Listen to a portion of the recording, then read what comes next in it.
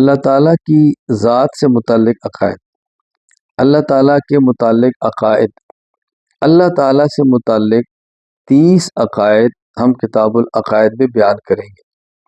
Number 1، کوئی بھی چیز خود بخود وجود میں نہیں آتی بلکہ وہ کسی بنانے والے کی محتاج ہوتی ہے، اس لیے اس بات پر ایمان لانا ضروری ہے کہ کائنات بھی خود بخود وجود میں نہیں آئی بلکہ اس کو بنانے والی بھی کوئی ذات موجود ہے اور وہ اللہ تعالیٰ کی ذات ہے۔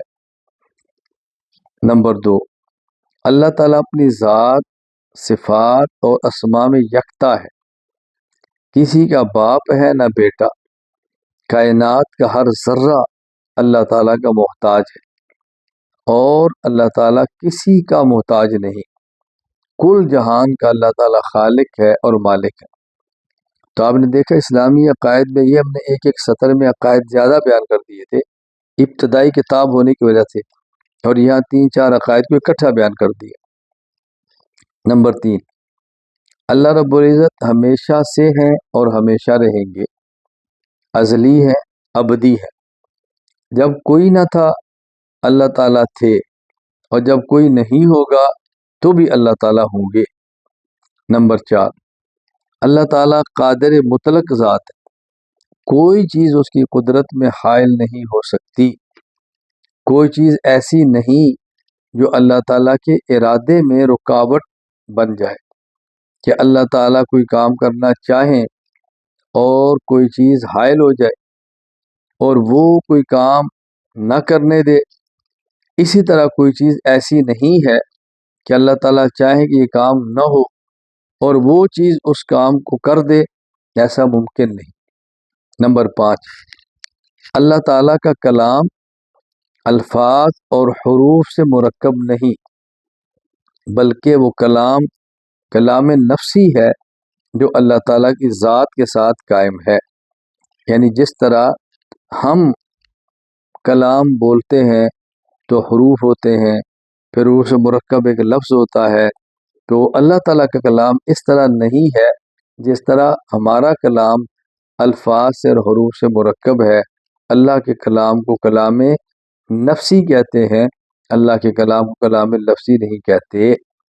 کلام نفسی حروف الفاظ سے مرکب نہیں ہوتا، کلام لفظی حروف الفاظ سے مرکب ہوتا ہے۔ نمبر 6، اللہ تعالیٰ کا کلام ازل سے اللہ تعالیٰ کی ذات کے ساتھ قائم ہے۔ اللہ تعالیٰ کی صفت کلام اللہ تعالیٰ کی باقی صفات کی طرح قدیم ہے، جس طرح اللہ کی ذات قدیم ہے اللہ کا کلام بھی قدیم ہے۔ نمبر 7، اللہ تعالیٰ کا کلام جسے کلام نفسی بھی کہتے ہیں وہ نہ تو مخلوق ہے اور نہ ہی الفاظ اور حروف سے مرکب ہے۔ اللہ تعالیٰ کی کوئی صفت بھی مخلوق نہیں، کلام بھی اللہ کی صفت ہے، یہ اللہ کا کلام یہ بھی مخلوق نہیں ہے۔ نمبر 8، اللہ تعالیٰ کا کلام سچا اور واقع کے مطابق ہے، اس میں جھوٹ ہونے کا گمان بھی نہیں ہے۔ اگر کوئی شخص عقیدہ رکھتا ہے کہ اللہ تعالیٰ کا کلام جھوٹا ہو سکتا ہے، ایسا شخص دائرہ اسلام سے خارج ہے۔ نمبر 9، اللہ تعالیٰ اپنے کیے ہوئے فیصلوں کو تبدیل کرنے پر قادر ہے، اگرچہ وہ اپنے فیصلوں کو بدلتے نہیں۔ جیسے اللہ تعالیٰ کا وعدہ ہے کہ مؤمنین جنت میں اور کفار جہنم میں جائیں گے، لیکن اگر اللہ تعالیٰ چاہے تو مؤمنین کو ہمیشہ جہنم میں اور کفار کو جنت میں داخل فرما دے۔ اللہ تعالیٰ اس پر قادر ہے، اسے عموم قدرت باری تعالیٰ کہتے ہیں، لیکن اللہ تعالیٰ ایسا نہیں کرتے، اسے تنزیہ باری تعالیٰ کہتے ہیں۔ ہم عموم قدرت باری تعالیٰ اور تنزیہ باری تعالیٰ دونوں کے قائل ہیں، یعنی اللہ اپنے فیصلے کو بدلنے اور اپنے فیصلے کے کرنے پر قادر ہیں، یہ ہے عموم قدرت باری تعالیٰ، لیکن اللہ تعالیٰ اپنے فیصلے کو بدلتے نہیں، یہ ہے تنزیہ باری تعالیٰ۔ تنزیہ کا معنی ہوتا ہے پاک، یعنی اللہ تعالیٰ اپنے فیصلے کو بدلنے سے پاک ہے، ایسا کرتے نہیں ہیں۔ میں نے تفصیلاً اس پر گفتگو المحنت علی المفند کی تشریح کرتے ہوئے کی ہے، آپ وہاں جا کر اس گفتگو کو سماعت فرما سکتے ہیں۔ نمبر 10، اللہ تعالیٰ کے سوا کوئی اور الہ بننے کے لائق نہیں، کیونکہ معبود ہونے کے لیے جو صفات ضروری ہیں وہ اللہ تعالیٰ کے علاوہ کسی اور میں موجود نہیں، اور کسی میں ایسی طاقت اور قدرت نہیں جو اللہ تعالیٰ کے پاس ہے۔ ایک ہے کہ اللہ تعالیٰ کے علاوہ کوئی الہ نہیں ہے، ہم کہتے ہیں اللہ تعالیٰ کے علاوہ کوئی الہ بننے کے لائق ہی نہیں، اللہ تعالیٰ کے علاوہ کوئی الہ بننے کے قابل ہی نہیں ہے۔ نمبر 11، اللہ تعالیٰ بلا جسم، بلا مکان اور بلا جہت موجود ہے، یعنی اللہ تعالیٰ موجود ہونے میں جسم، خاص مکان اور خاص جہت کے محتاج نہیں۔ اللہ تعالیٰ کسی خاص مکان میں ہو، کسی خاص جہت میں ہو، ایسا ہرگز نہیں۔ نمبر 12، اللہ تعالیٰ کی ذات صفات حمیدہ کے ساتھ متصف ہے، وہ صفات جو کمال شمار ہوتی ہیں، اللہ تعالیٰ ان تمام باکمال صفات اور حمد اور تعریف والی صفات کے ساتھ متصف ہے۔ نمبر 13، صفات کی دو قسمیں ہیں، نمبر 1 محکمات، نمبر 2 متشابہات۔ صفات محکمات وہ صفات ہیں جن کا معنی بالکل ظاہر اور واضح ہے، جیسے سمعن، بصرن، علم، قدرت۔ صفات محکمات کی دو قسمیں ہیں، نمبر 1 صفات ذاتیہ، نمبر 2 صفات فعلیہ۔ صفات ذاتیہ وہ صفات ہیں جن کے ساتھ اللہ تعالیٰ موصوف ہو اور اس کی ضد کے ساتھ موصوف نہ ہو، انہی صفات بھی کہتے ہیں، اور یہ صفات 7 ہیں۔ میں ایک صفت بتاؤں گا، اس کے ساتھ آپ کو صفت ذاتی مزید سمجھ آنا شروع ہو جائے گی۔ وہ 7 صفات کون سی ہیں؟ حیات، علم، قدرت، ارادہ، سمع، بصر اور کلام۔ اب دیکھیں، میں قدر تفصیل سے بیان کرتا ہوں وضاحت کے لیے۔ اللہ تعالیٰ صفت حیات کے ساتھ موصوف ہے، اس کی ضد موت کے ساتھ موصوف نہیں۔ ہم نے کہا اللہ تعالیٰ کی صفت ذاتیہ کون سی ہے؟ کہ اللہ تعالیٰ اس صفت کے ساتھ موصوف ہو اور ضد کے ساتھ موصوف نہ ہو۔ اللہ کی صفت حیٌ تو ہے، میت نہیں ہے، اس لیے حیات اللہ کی صفت ذاتیہ ہے۔ اللہ تعالیٰ صفت علم کے ساتھ موصوف ہے، اس کی ضد جہل کے ساتھ موصوف نہیں۔ اللہ تعالیٰ کو علیم تو کہہ سکتے ہیں، الیاذ باللہ جاہل نہیں کہہ سکتے، لہذا علم اللہ کی صفت ذاتیہ ہے۔ اللہ تعالیٰ صفت قدرت کے ساتھ موصوف ہے، اس کی ضد عجز کے ساتھ نہیں۔ اللہ کو قدیر تو کہہ سکتے ہیں، اللہ کو عاجز نہیں کہہ سکتے، لہذا قدرت اللہ تعالیٰ کی صفت ذاتیہ ہے۔ اللہ تعالیٰ صفت ارادہ کے ساتھ موصوف ہے، اس کی ضد تردد اور بے یقینی کے ساتھ موصوف نہیں۔ اللہ کو مریدن تو کہتے ہیں، ارادہ کرنے والا، متردد تو نہیں کہتے کہ جس کا کوئی ارادہ نہ ہو، شک و شبہ کے اندر ہو، لہٰذا ارادہ اللہ تعالیٰ کی صفت ذاتیہ ہے۔ اللہ تعالیٰ صفت سمعن کے ساتھ موصوف ہے، اس کی ضد سمن بہرا پن کے ساتھ نہیں، یعنی اللہ کو سمیع تو کہتے ہیں کہ اللہ تعالیٰ سننے والے ہیں، اللہ کو سمیع نہیں کہیں گے کہ اللہ تعالیٰ الیاذ باللہ بہرے ہیں، تو سمع اللہ کی صفت ذاتیہ ہے۔ اللہ تعالیٰ صفت بصر کے ساتھ موصوف ہے، اس کی ضد عامیٌ کے ساتھ نبینہ پر کے ساتھ موصوف نہیں۔ اللہ تعالیٰ کو بصیر تو کہتے ہیں، اللہ تعالیٰ کو اعمیٰ الیاذ باللہ نہیں کہتے، لہذا بصر اللہ تعالیٰ کی صفت ذاتیہ ہے۔ اللہ تعالیٰ صفت کلام کے ساتھ موصوف ہے، اس کی ضد بکمن کے ساتھ گنگا پن کے ساتھ موصوف نہیں۔ اللہ تعالیٰ کو جب بھی کہیں گے تو کلیم تو کہہ سکتے ہیں، لیکن اللہ تعالیٰ کو یہ نہیں کہہ سکتے اللہ تعالیٰ بہر ہے الیاذ باللہ۔ لہذا کلام اللہ تعالیٰ کی صفت ذاتیہ ہے۔ نمبر 2 صفات فعلیہ، ہم نے پیچھے بتایا کہ صفات کی 2 قسمیں ہیں، نمبر 1 محکمات، نمبر 2 متشابہات۔ محکمات جو واضح ہے، پھر اس کی 2 قسمیں ہیں، نمبر 1 صفات ذاتیہ، نمبر 2 صفات فعلیہ۔ صفات فعلیہ وہ صفات ہیں جن کے ساتھ اللہ تعالیٰ موصوف ہو اور ان کی ضد کے ساتھ بھی موصوف ہو، لیکن اس صفت کا وقوع اللہ تعالیٰ کے غیر پر ہو۔ آپ کو مثال سے بات سمجھ آ جائے گی۔ احیاء اللہ کی صفت ہے، اس کی ضد کیا ہے؟ اماتہ۔ تو جس طرح زندہ کرنا خدا کی صفت ہے، مارنا بھی خدا کی صفت ہے، لیکن حیات اور موت یہ اللہ کے غیر پر واقع ہوں گے۔ اللہ زندہ کرتے ہیں کسی اور کو، موت دیتے ہیں کسی اور کو۔ اسی طرح اعزاز اور اذلال، اعزاز کا معنی عزت دینا، اس کی ضد اذلال ذلت دینا۔ تو اعزاز بھی اللہ کی صفت ہے، اذلال بھی اللہ کی صفت ہے، لیکن عزت والی صفت یہ واقع کسی اور پر ہے، اللہ کسی اور کو عزت دیتے ہیں، اور ذلت والی صفت واقع اللہ کے غیر پر ہے، اللہ کسی اور کو ذلیل کہتے ہیں۔ تو یہ اعزاز اور اذلال اللہ کی صفات فعلیہ میں سے ہے۔ بتایا تھا خدا کی 2 صفتیں محکمات اور متشابہات، محکمات جو واضح ہیں، متشابہات جو واضح نہیں۔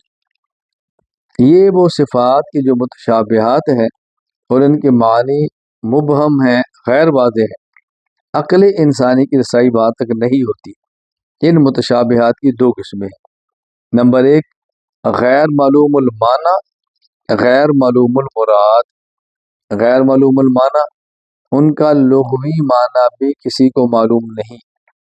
غیر معلوم المراد، ان کا شرعی معنی اور شرعی مراد بھی کسی کو معلوم نہیں۔ اس کو متشابہ من کل الوجوہ بھی کہتے ہیں، یعنی ہر اعتبار سے مشابہ ہے، متشابہ ہے، لغت کے اعتبار سے بھی اور شریعت کے اعتبار سے بھی۔ جیسے حروف مقطعات، الف لام میم، الف کا لغوی معنی بھی کسی کو معلوم نہیں، اور یہاں الف سے مراد کیا ہے یہ بھی کسی کو معلوم نہیں۔ لام کا لغوی معنی بھی معلوم نہیں، اور یہاں لام سے مراد کیا ہے یہ بھی کسی کو معلوم نہیں۔ میم کا لغوی معنی بھی معلوم نہیں، اور یہاں مراد کیا ہے یہ بھی کسی کو معلوم نہیں۔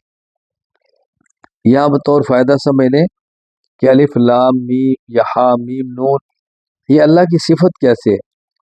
یہ قرآن کریم کے الفاظ ہیں اور اللہ تعالیٰ کا کلام ہے، اور اللہ تعالیٰ کا کلام اللہ تعالیٰ کی صفت ہے، لہذا یہ حروف مقطعات اللہ تعالیٰ کی صفات ہیں۔ یوں بھی کہہ سکتے ہیں قرآن کریم کے الفاظ ہیں اور قرآن اللہ کا علم ہے، تو یہ اللہ کا علم ہے، لہذا اللہ کی صفات ہے۔ صفات متشابہات کی دوسری قسم معلوم المعنی غیر معلوم المراد۔ لغوی معنی تو معلوم ہے لیکن شریعت کی مراد کیا ہے یہ معلوم نہیں، اس کو متشابہ من بعض الوجوہ کہتے ہیں۔ من بعض الوجوہ کا معنی کہ لغتاً معلوم ہے، شرعاً معلوم نہیں، تو ایک اعتبار سے پتہ ہے، ایک اعتبار سے پتہ نہیں۔ جیسے قرآن کریم میں اللہ تعالیٰ کی ذات کے لیے لفظ ہے یدن، یدن کا لغوی معنی ہاتھ معلوم ہے، جب کہتے ہیں ید اللہ اب کیا معنی ہے اب معلوم نہیں۔ اسی طرح وجہن کا معنی چہرہ، اور جب اللہ کے لیے وجہ اللہ اب اس کا معنی معلوم نہیں، کیونکہ اللہ تو اعضائے جسم سے پاک ہے نا، اس لیے یہ معنی اللہ کی ذات کے لیے تو ہو نہیں سکتا۔ اس کو اچھی طرح ذہن نشین فرما لیں۔ نمبر 14 اہل سنت والجماعت کے نزدیک استواء علی العرش اللہ تعالیٰ کی صفت متشابہہ ہے، جس کے حقیقی معنی اللہ تعالیٰ ہی کو معلوم ہے، اور قرآن مجید میں اس کے ظاہری معنی مراد نہیں، البتہ درجہ گمان میں اس کا معنی عرش پر غالب آنا بیان کر دیا جاتا ہے۔ اچھی طرح ذہن نشین فرما لیں، قرآن کریم میں اللہ تعالیٰ نے ثم استوى علی العرش، الرحمن علی العرش استوى، تقریباً یہ 6 بار آیا جس میں استواء علی العرش کا ذکر ہے۔ تو اس کا معنی یہ نہیں کہ اللہ تعالیٰ عرش پر ہے، یہ معنی نہیں ہے۔ اس کا معنی استوا کا لغوی معنی بھی معلوم ہے، اور اعلیٰ کا معنی بھی معلوم ہے، عرش کا معنی بھی معلوم ہے، لیکن اس کی مراد کیا ہے یہ معلوم نہیں۔ اللہ مستوی علی العرش ہے اور اپنی شان کے مطابق ہے۔ ہاں البتہ سمجھانے کے لیے کبھی اس کا معنی کر دیتے ہیں عرش پر غالب آنا۔ میں نے پہلے بھی عرض کیا تھا کہ کتب عقائد میں دلائل نہیں دے رہا، جب مستقل استوا کی بات ہم نے کی ہے آپ اس کو دیکھ لیں، اور فاعل موجود ہے اس کو دیکھ لیں مائیت باری پر، اس میں تفصیلاً دلائل آپ کے سامنے آ جائیں۔ قرآن کریم میں نمبر 15، قرآن کریم میں اللہ تعالیٰ کی ذات کے لیے یدن، وجہ، عین، ساق، نفس کے کلمات استعمال ہوئے ہیں۔ ان کے بارے میں متقدمین اہل سنت والجماعت کا موقف یہ ہے، یہ اچھی طرح سے نشین فرما لیں، 6 چیزیں ہیں۔ نمبر 1، ان کلمات سے مراد اعضائے جسم نہیں۔ نمبر 2، یہ کلمات صفات ہیں۔ نمبر 3، یہ کلمات صفات متشابہات ہیں۔ نمبر 4، ان کلمات متشابہات کے حقیقی معنی ہمیں معلوم نہیں۔ نمبر 5، ہم ان کلمات کے معانی اور مفاہیم کو اللہ تعالیٰ کے سپرد کرتے ہیں۔ نمبر 6، ان کلمات کے جو معانی بھی ہوں وہ مخلوق کی مشابہت سے پاک ہیں۔ بس یہ 6 باتیں متقدمین کیا ہے، جبکہ متاخرین اہل سنت والجماعت کا موقف یہ ہے ان کلمات کے حقیقی معنی ہمیں معلوم نہیں، ہاں بوقت ضرورت مناسب مقام درجہ ظن میں تعویل کی جا سکتی ہے۔ مثلا یدن کا معنی قدرت، عین کا معنی حفاظت، وجہ کا معنی ذات، اور ساکن کا معنی شدت۔ پیچھے یہ بات گزری ہے کہ ایک ہوتا ہے نزاع حقیقی اور ایک اور نزاع لفظی۔ متقدمین اہل سنت والجماعت جو سن 300 ہجری سے پہلے کے، متاخرین اہل سنت والجماعت جو سن 300 ہجری کے بعد کے۔ متقدمین اہل سنت والجماعت اور متاخرین اہل سنت والجماعت کے درمیان جو بارڈر حد فاصل وہ سن 300 ہجری ہے، تو ان کے درمیان یہ نظار اختلاف حقیقی نہیں لفظی ہے۔ یعنی متقدمین اہل سنت والجماعت کا موقف یہ ہے ان کلمات میں درجہ یقین کے ساتھ ہم درجہ یقین کے ساتھ تعبیر نہیں کر سکتے، اور متاخرین کہتے ہیں کہ ہم درجہ گمان میں اس میں تعبیر کرتے ہیں۔ تو متاخرین بھی درجہ یقین کے ساتھ تعبیر کے قائل نہیں ہیں، تو جب متقدمین کہتے ہیں تعبیر نہیں کرنی اس کا معنی درجہ یقین، متاخرین کہتے ہیں تعبیر کر سکتے ہیں اس کا معنی درجہ گمان میں، تو یہ نزاع حقیقی نہیں، نزاع لفظی ہے۔ نمبر 16، اللہ تعالیٰ موجود ہے مگر موجود ہونے میں مخلوق کی طرح جسم کے محتاج نہیں۔ جس طرح اللہ تعالیٰ بولتے ہیں لیکن بولنے میں مخلوق کی طرح زبان کے محتاج نہیں۔ اللہ تعالیٰ سنتے ہیں مگر سننے میں مخلوق کی طرح کان کے محتاج نہیں۔ اللہ تعالیٰ دیکھتے ہیں مگر دیکھنے میں مخلوق کی طرح آنکھ کے محتاج نہیں۔ اسی طرح اللہ تعالیٰ موجود ہیں لیکن موجود ہونے میں جسم کے محتاج نہیں۔ نمبر 17، اللہ تعالیٰ کی ذات کی طرح اللہ تعالیٰ کی صفات بھی ازلی اور ابدی ہے۔ جس طرح اللہ تعالیٰ کی ذات مخلوقات کی پیدائش سے پہلے موجود تھی، اسی طرح اللہ تعالیٰ کی صفات بھی مخلوق کی پیدائش سے پہلے موجود تھی۔ جس طرح اللہ تعالیٰ کی ذات مخلوق کے فنا ہونے کے بعد باقی رہے گی، اسی طرح اللہ تعالیٰ کی صفات بھی مخلوق کے فنا ہونے کے بعد باقی رہے گی۔ البتہ اللہ تعالیٰ کی صفات کا ظہور اس وقت ہوتا ہے جب مخلوق کو وجود ملتا ہے۔ مثلا جب مخلوق موجود نہیں تھی اللہ تعالیٰ اس وقت بھی خالق تھے اور صفت خلق کے ساتھ متصف تھے۔ ہاں جب مخلوق کو پیدا فرمایا تو صفت خلق کا ظہور ہوا۔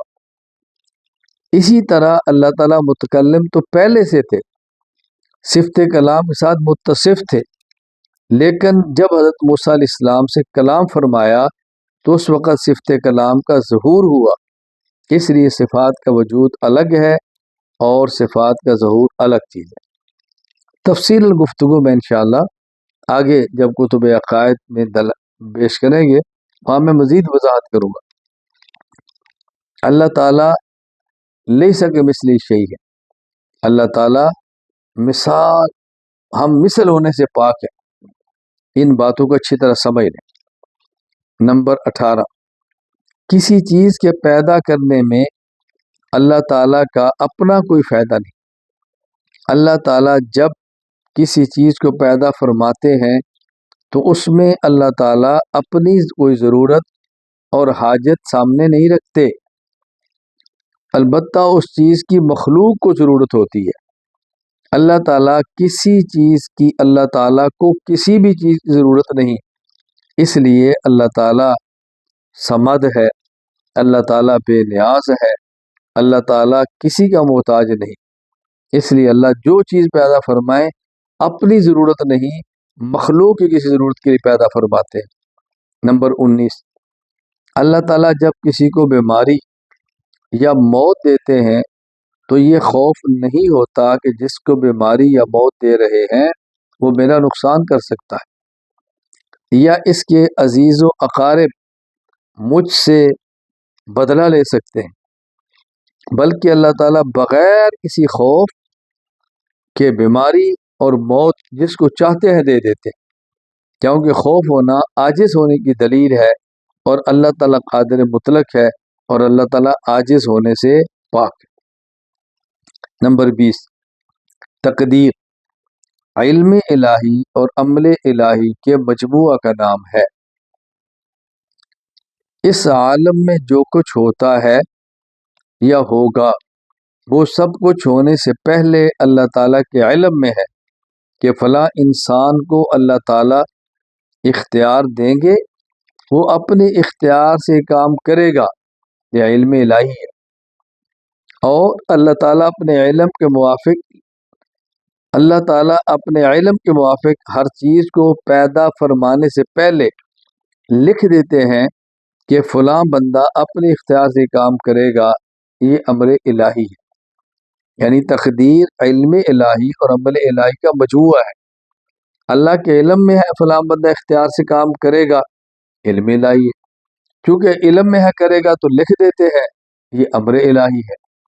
فی الحال تقدیر کے متعلق اس کو ذہن نشین فرما لیں، تفصیلاً انشاءاللہ اگلی کتب میں بات کروں گا۔ نمبر 21، اللہ تعالیٰ کے جو فیصلے بندے کے نفس اور خواہش اور مزاج کے موافق ہوں ان کو تقدیر خیر، اور جو فیصلے نفس اور خواہش اور مزاج کے خلاف ہوں انہیں تقدیر شر کہتے ہیں، مگر نہ اللہ تعالیٰ کے سارے فیصلے اپنی ذات کے اعتبار سے خیر ہی ہیں۔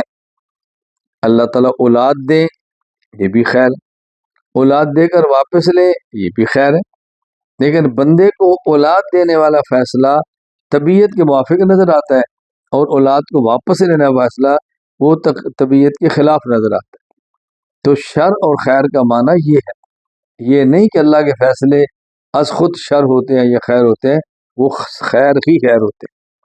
نمبر 22، اللہ تعالیٰ جس طرح بندوں کے خالق ہے بندوں کے افعال کے بھی خالق ہیں، البتہ بندوں کے بعض افعال اضطراری ہیں جن میں بندے کے ارادے، اختیار اور خواہش اور رغبت کا دخل نہیں، اور کچھ بعض افعال اختیاری ہیں جن میں بندہ کے طبعی شوق، رغبت، طبعی نفرت اور کراہت کا دخل ہوتا ہے۔ ان اختیاری افعال میں بندہ اپنے اختیار سے جو نیک کام کرے گا اس پر جزا، اور جو برا کام کرے گا اس پر سزا ملے گی، یہ اللہ تعالیٰ کا عدل ہے۔ البتہ اللہ تعالیٰ اپنے فضل سے جس گنہگار کو چاہے معاف فرما دیتے ہیں، یہ اللہ تعالیٰ کا فضل ہے۔ نمبر 23، ہر چیز کا وجود اور عدم اللہ تعالیٰ کی قبضہ قدرت میں، ہر چیز کی کیفیت، خاصیت اور اس کی تاثیر کا ہونا بھی اللہ تعالیٰ کے اختیار میں ہے۔ اللہ تعالیٰ مسبب الاسباب ہے، کائنات کے اسباب اللہ تعالیٰ کی مخلوق ہیں، اور اسباب کی سببیت بھی اللہ تعالیٰ کی مخلوق ہے اور اس کی مشیت کے تابع ہے۔ دنیا کی کوئی چیز اپنی ذات میں مؤثر نہیں۔ اسباب پیدا بھی اللہ فرماتے ہیں، اسباب میں تاثیر بھی اللہ پیدا فرماتے ہیں، نہ چاہیں تو اسباب پیدا نہ فرمائیں اور نہ چاہیں تو اسباب میں تاثیر پیدا نہ فرمائیں۔ یہ سب اللہ کے اختیارات میں ہے۔ ایسا کیوں فرماتے ہیں؟ اس کی قدرت، اس کی حکمتیں، اس کی مشیت ہے اور اس کے مطابق وہ فیصلے فرماتے ہیں۔ نمبر 24، جو چیزیں ہمیں نظر آتی ہیں اللہ تعالیٰ وہ بھی جانتے ہیں، اور جو ہماری آنکھوں سے پوشیدہ ہیں اللہ تعالیٰ ان کو بھی جانتے ہیں۔ اس کائنات میں جو کچھ ہو رہا ہے اور جو ہوگا اللہ تعالیٰ ان سب کو جانتے ہیں۔ کائنات کا کوئی ذرہ اللہ تعالیٰ کی ذات سے مخفی اور پوشیدہ نہیں ہے۔ نمبر 25، اس کائنات کے ذرے ذرے پر اللہ تعالیٰ کو مکمل اختیار حاصل ہے۔ مومن اور صالح لوگوں کو جزا، جبکہ کفار اور فساق کو سزا دینا اللہ تعالیٰ کے اختیار میں ہے۔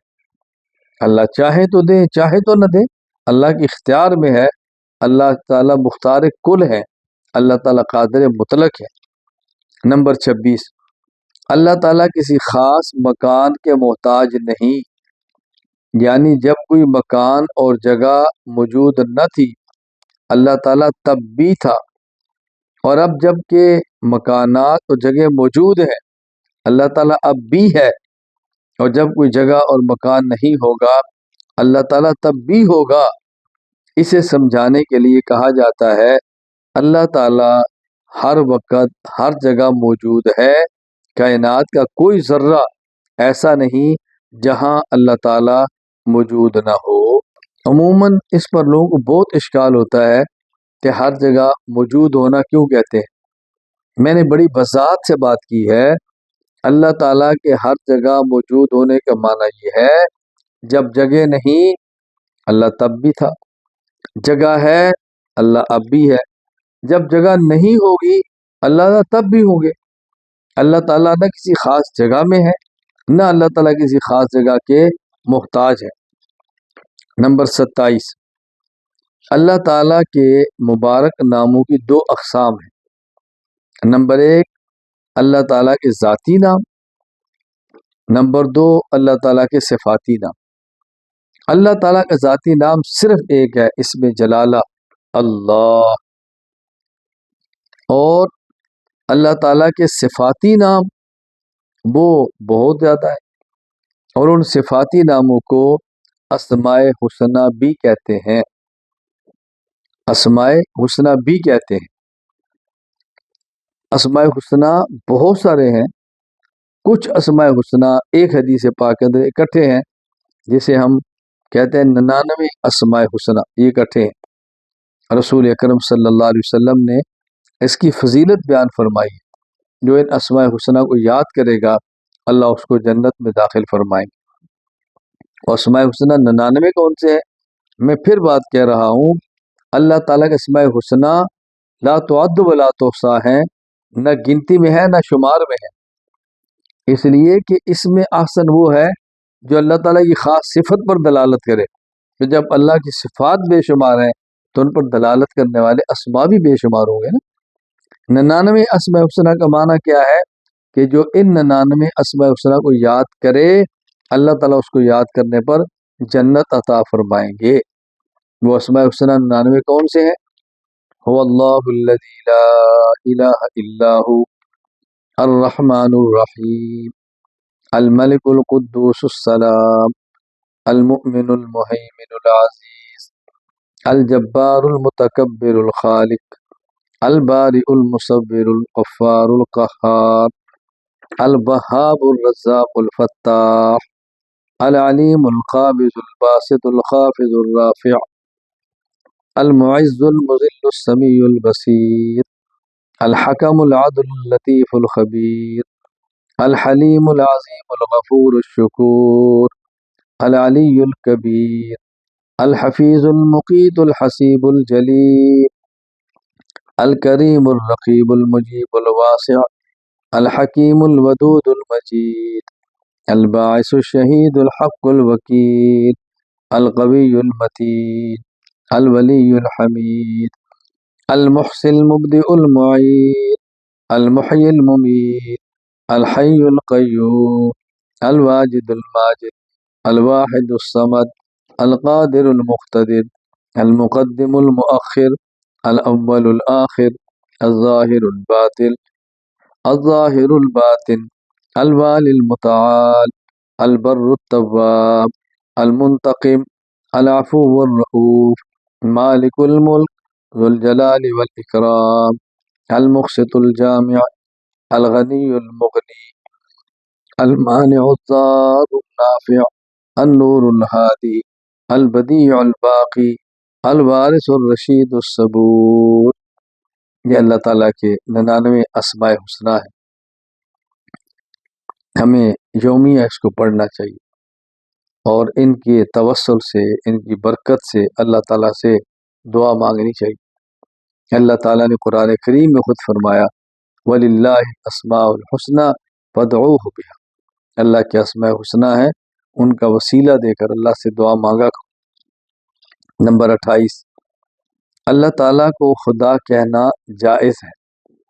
لفظ خدا اللہ تعالیٰ کے صفاتی ناموں میں سے مالک اور رب کا ترجمہ ہے، اس لیے اس لفظ کو ذات باری کے لیے استعمال کرنا جائز اور درست ہے۔ جس طرح الرحمن کا ترجمہ مہربان کرنا جائز ہے، اسی طرح رب کا ترجمہ پروردگار کرنا بھی جائز ہے، تو مالک کا ترجمہ خدا کرنا بھی جائز ہے۔ نمبر 29، وہ کام جو ما فوق الاسباب ہیں، یعنی جن کا کرنا انسان کے اختیار میں نہیں، ان میں صرف اللہ تعالیٰ سے ہی مدد طلب کرنا ضروری ہے۔ نمبر 30، بغیر شدید ضرورت اور مجبوری کے منت اور نظر نہیں ماننی چاہیے۔ اگر مجبوری کے تحت منت اور نظر ماننی پڑ جائے تو پھر منت اور نظر صرف اللہ تعالیٰ کے نام کی ماننی چاہیے، غیر اللہ کے نام کی نظر ماننا درست نہیں۔ فائدہ یاد رکھیے، نظر، منت اور نیاز تینوں کا ایک ہی مفہوم ہے، اور یہ صرف اللہ تعالیٰ کی ذات اقدس کے ذات خاص ہے، غیر اللہ کے لیے ان میں سے کسی لفظ کا استعمال کرنا درست نہیں۔ یہ جو ہمارے لوگ کہہ دیتے ہیں نظر اللہ، نیاز حسین، یہ درست نہیں ہے، اس سے بچنا چاہیے، اور نظر اللہ، نیاز حسین کہہ کر اگر کوئی ہمارے پاس مانگنے کے لیے آتا ہے تو اس سے احتیاط کرنی چاہیے۔